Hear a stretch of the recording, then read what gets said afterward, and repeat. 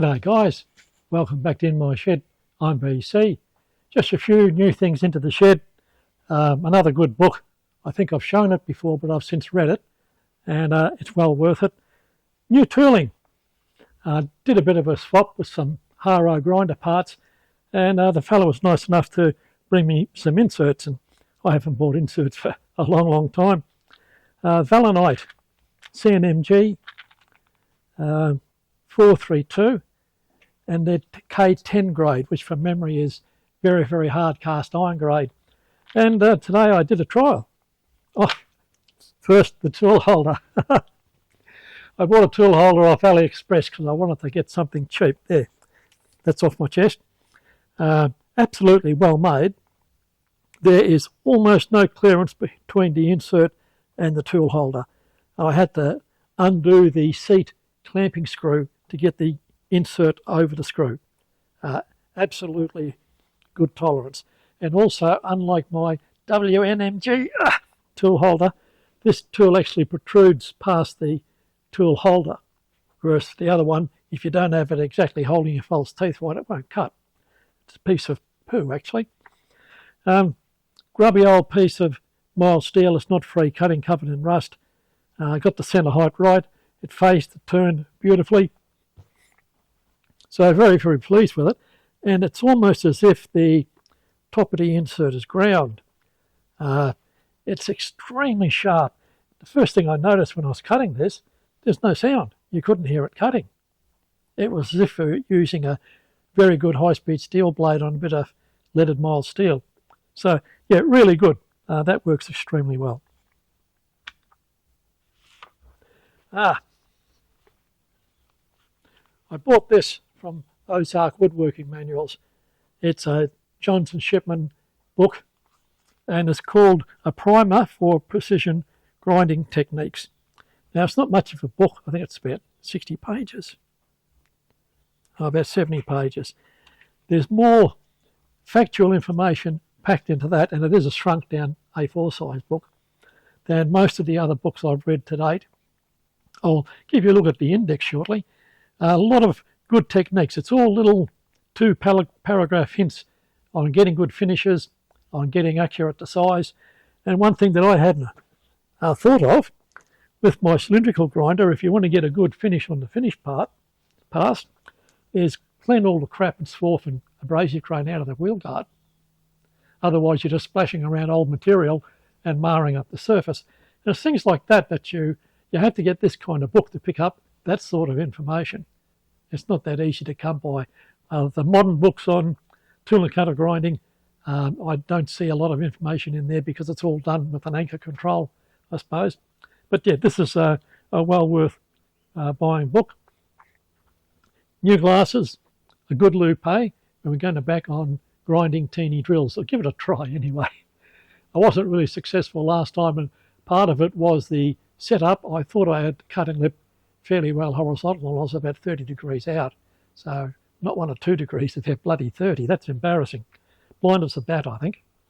Okay, I'll bring you in a little bit closer and then zoom in on the index pages for this book.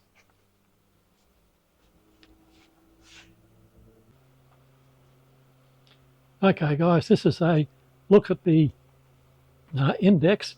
I'll open up some of the pages in a minute, but you'll see the index lines, grinding wheel speeds, internal, external, work speed and traverse speed, producing a fine surface finish. Yep. Defective work and its correction. Well, I read that twice. Very good description of the grinding wheels and what they do, which you don't often see nowadays either. Tool and cutter grinding. Quite a bit on that.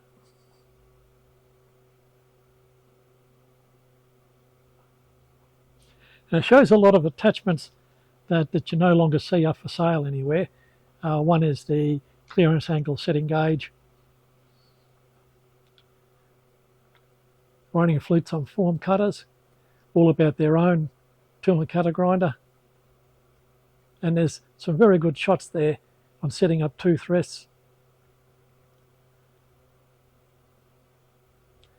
tool grinding and angles, cement and carbide tools and cutters, and a rundown of some of their attachments that are available. A very good read. I would suggest, if you're seriously into grinding, that you get a copy.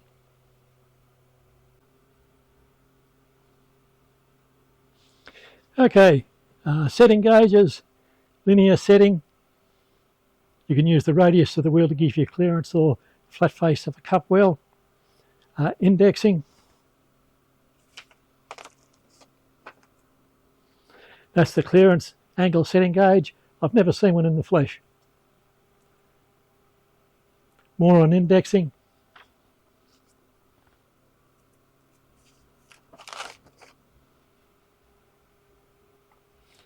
Drum indexer with several rows of holes. Clearance angle setting chart. So that's the sort of good information you get in this book. It's well worth buying.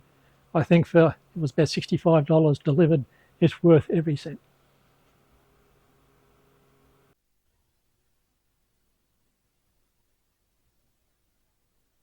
There, guys. This is the setup for aligning the drill. On the end of the table, I've clamped an adjustable tool stop that I bought from the Big Green shop several years ago.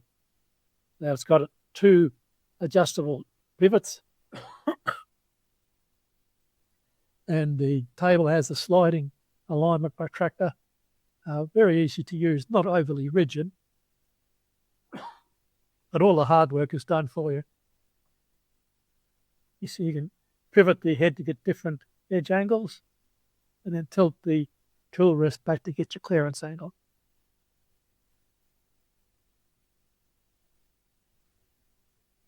And here's a collet chuck holder that I made, just a bit of square material. Finished up very square, drilled and reamed to suit the shank on the collet chuck.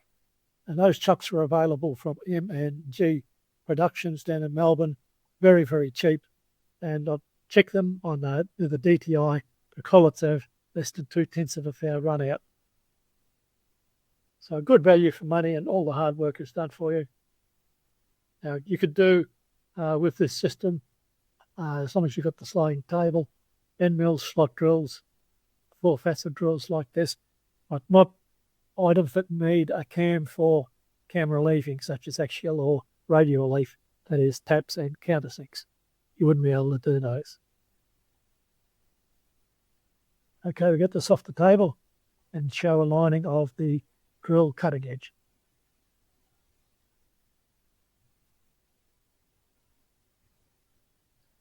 And here we have the stack of 1, 2, 3 blocks and a parallel up on top.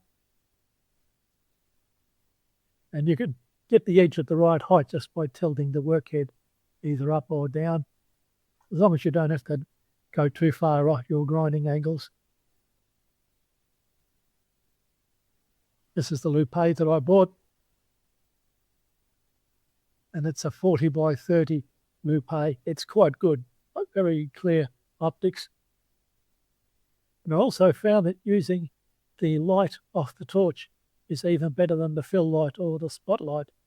Now I don't know why. It could be that the reflector concentrates the light into a smaller area, but it really did bring it up bright and much easier to see the cutting edge.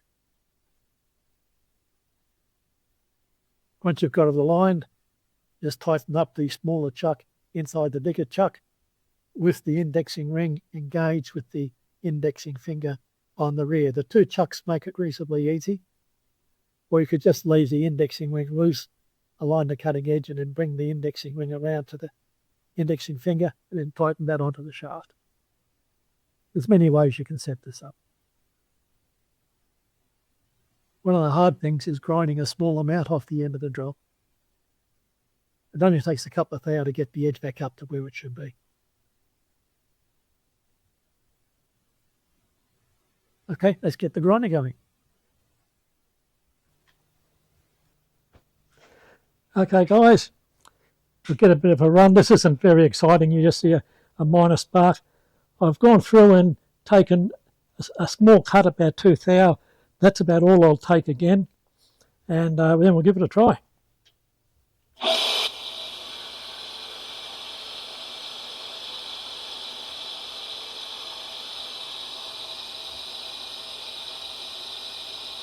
There's not much coming off.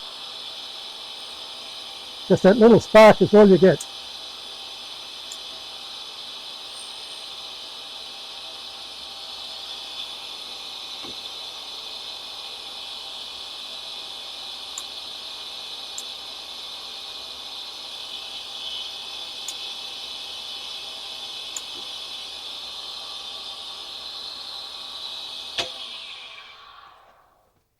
Okay, we'll have a look at the torch and then put it up on the drill press. Okay guys, now for that simulator demonstration, another TV job. Try and get myself out of the view.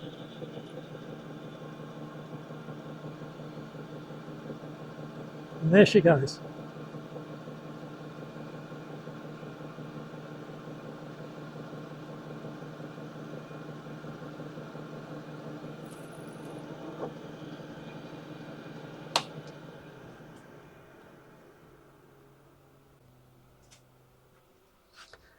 Well guys, that worked. Actually I had to go back and relieve the heel of the land a little bit. It had primary clearance, but the secondary facet hadn't been reground, so it had kicked up. But it seems to work quite well now. It's pulling even amounts of swarf off both flutes, not squealing, and if a drill squeals it's buggered. So I'd say yeah, success at last. Only taken a lot of setup, but now I know how to do it. It's not going to be that difficult, and putting a chuck in a chuck just makes it easy for me. The alternative to that would be to leave the indexing ring on the back loose, set the flute up at the front, bring the indexing ring around to the indexing finger and then lock it up. So there's several ways to do it. That little double pivoted table would probably be the quickest way to set something up, as long as you've got a linear slide in front of your grinding wheel, put it up on top to get your angle and your facet angle, your relief angle and your facet angle. Makes it reasonably easy to do. There's a channel over in America on YouTube, Projects in Metal I think it's called, and the fellow over there has built a beautiful little tool and cutter grinder, Jim Schroeder I think his name is, and instead of having a rack and pinion or pulleys or chains or cables or whatever, all he did is he had a little knurled handle that has a lever at the back of it and an articulated rod down to the table. So as you turn the handle, it moves the lever and the table moves along. Very, very simple and a very compact item. He built it very small because he doesn't have much room in his shed. He wanted to be able to dismantle it to put it away. Okay, well this brings teeny weeny drills to a close. Thank God. It's been a bit of a pain in the arse to get there, and now I've got good glasses. Please like and subscribe. We'll give you something different next time. Bye for now.